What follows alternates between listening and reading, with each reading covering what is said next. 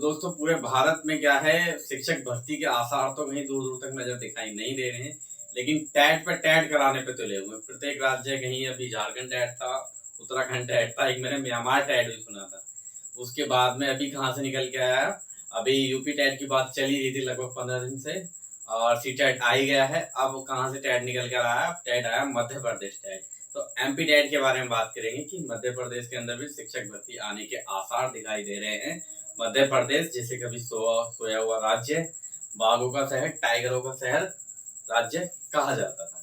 तो MP TET के बारे में बात करेंगे कि एमपी टैट के अंदर जो निकला है नोटिफिकेशन, उसके बारे में कब से आवेदन है। वैसे भी आपने जानकारी मिल गई होगी, क्योंकि सबसे ज्यादा क्या है, सर्चेबल टॉपिक है टैट। स्टैट अगर कोई अभ्यर्थी शिक्षक भर्ती की तैयारी कर रहा है तो एमपी टैट के बारे में बात करेंगे हम लोग।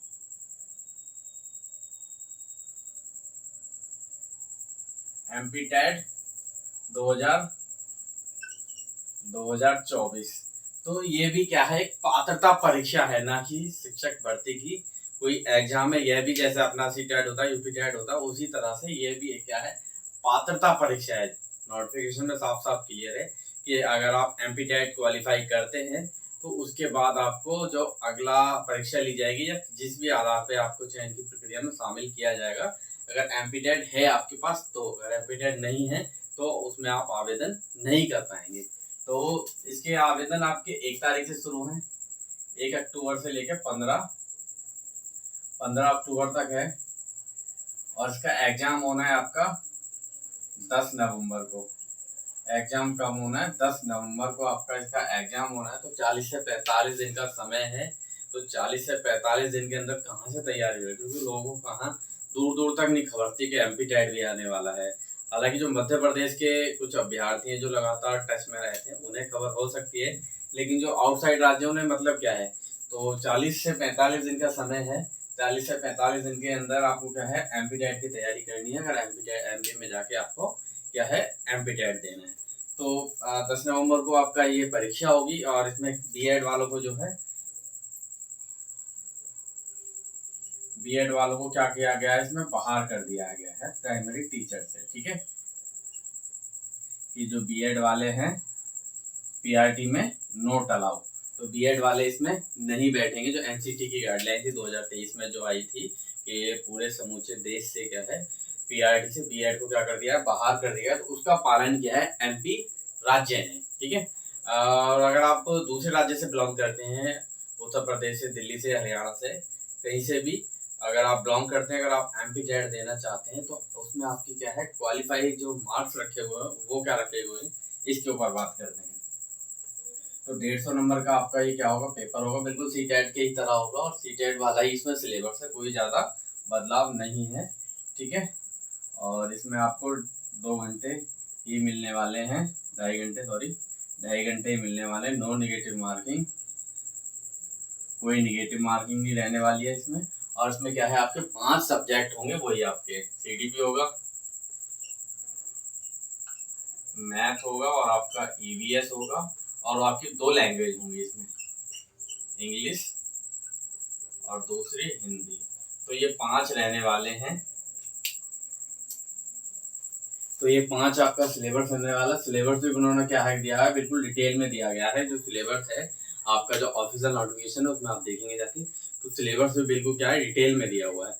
मेन बात करें कि जो 18 महीने का डीएलएड का कोर्स किया हुआ है, तो उसमें 2 लिखा हुआ 2 वर्ष से डिप्लोमा किया हुआ है।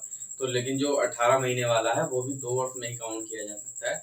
तो ऐसा कोई उसमें क्लियर नहीं है नोटिफिकेशन में कि डीएलएड वालों को बाहर है या अंदर है। तो उसके लिए एक बार देखना पड़ेगा कि अंदर करते हैं उन्हें या बाहर करते हैं। मेरे हिसाब से तो उन्हें आवेदन करना चाहिए, वो बात की बात है। अगर आप 18 महीने करीब 1-1.5 लाख अभ्यर्थी हैं जैसे बिहार से, जिन्हें बाहर कर दिया था, तो मेरे हिसाब से तो उन्हें अप्लाई करना चाहिए। ठीक है, तो अब हम बात करते हैं कि इसमें कितने नंबर पे पास आउट रखा गया है, क्वालिफाई नंबर कितने हैं, ये कितने नंबर चाहिए।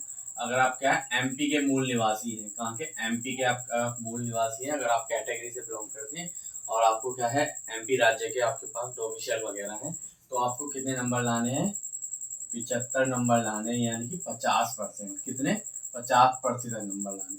अगर आप जनरल से बिलोंग करते हो, दूसरे राज्य से हैं, तो आपको लाने पड़ेंगे कितने, 90 नंबर लाने हैं, और कितने 60%, वही अपना सीटेट वाला। ठीक है, तो बाहर के स्टूडेंट इसमें अप्लाई कर सकते हैं, बीएड वालों को बाहर रखा गया है, सीटेट वाला ही डिक्टो सिलेबस है। हालांकि कुछ आपको एमपी राज्य की जो विशेषताएं उनके बारे में थोड़ा सा पढ़ना होगा, वो आपको जो एससीईआरटी है एनसीईआरटी से बिल्कुल मिल जाएगी, आपको रीड करना होगा अच्छे से।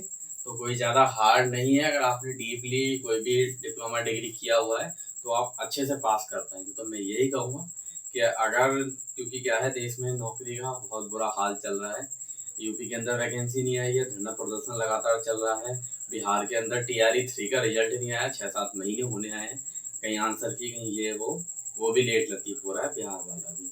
तो एमपी के अंदर अभी नई उम्मीद जगी है, तो अगर आप डिग्री डिप्लोमा धारक हैं तो आप जरूर अप्लाई करें, एमपी टेट दें।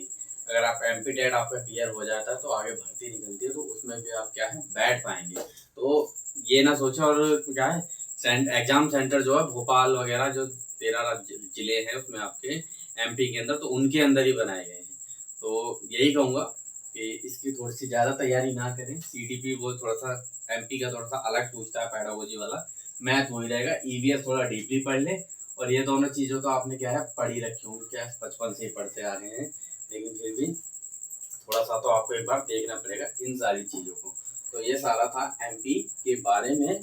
ठीक है गाइस, और कोई जानकारी चाहिए हो तो आप मुझे कमेंट कर सकते हैं।